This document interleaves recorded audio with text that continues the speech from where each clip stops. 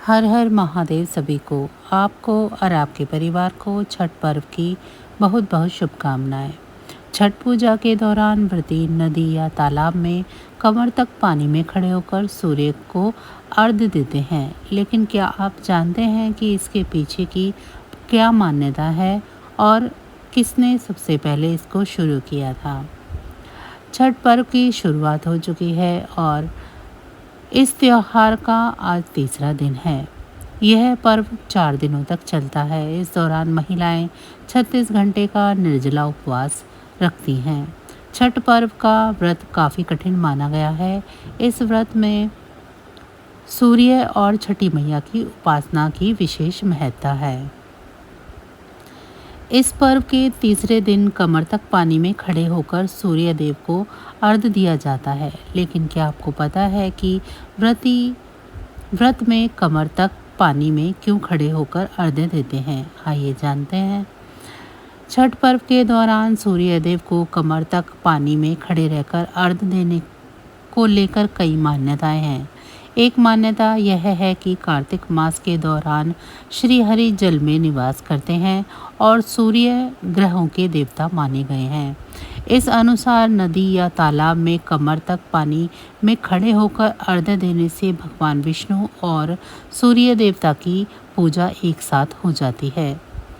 एक यह भी मान्यता है कि किसी भी पवित्र नदी में प्रवेश करने से सभी पाप नष्ट हो जाते हैं और जीवन में शुभ फल का आगमन भी होता है। इसके अलावा ये शास्त्रों में बताया गया है कि छठी माता सूर्यदेव की मानस बहन है और उनकी पूजा कर सूर्य भगवान को प्रसन्न किया जाता है। धार्मिक मान्यताओं के अनुसार छठ पर्व के दौरान सूर्य देव को अर्घ्य देने का महत्व महाभारत काल के समय से जुड़ा हुआ है। दरअसल सूर्यदेव के दिए गए वरदान के चलते माता कुंती के गर्भ से कर्ण का जन्म हुआ था, जो सूर्यपुत्र कहलाए। सूर्यदेव के तेज और कृपा के कारण कर्ण महान योद्धा बने। मान्यता है कि छठ पर्व की शुरुआत सबसे पहले कर्ण ने ही सूर्य देवता की पूजा करके की थी। कर्ण हर दिन घंटों कमर तक पानी में खड़े होकर सूर्य भगवान की पूजा किया करते थे और अर्घ्य देते थे। छठ पूजा में बांस से बने सूप के इस्तेमाल करने की मान्यता है। लेकिन क्या आपको पता है कि सूप का इस्तेमाल क्यों किया जाता है और क्या है इसका महत्व? तो चलिए आपको बता देते हैं। हिंदू धर्म में छठ पूजा का खास महत्व तो होता ही है।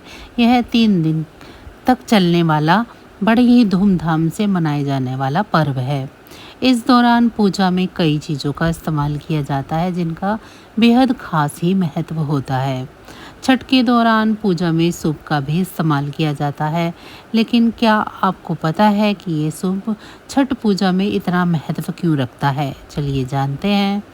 मान्यताओं के अनुसार छठ पूजा में बांस का इस्तेमाल इसीलिए ज़रूरी होता है। सूप के बिना छठ पूजा अधूरी मानी जाती है। यह परंपरा सदियों से चली आ रही है।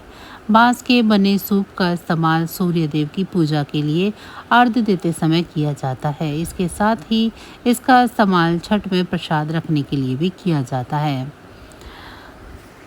छठ पूजा में इस्तेमाल होने वाला सूप पीतल, स्टील या अन्य धातु का नहीं बना होना चाहिए। सिर्फ बांस का ही बना सूप इस्तेमाल किया जाता है। सूप प्रकृति से जुड़ा हुआ है। दरअसल बांस एक प्राकृतिक वस्तु है और इसे प्रकृति का प्रतीक माना जाता है। यही वजह है कि छठ पूजा में बांस के सूप का इस्तेमाल किया जाता है। बांस को सबसे शुद्ध और पवित्र माना जाता है। यही वजह है कि छठ पूजा में बांस के सूप का इस्तेमाल किया जाता है।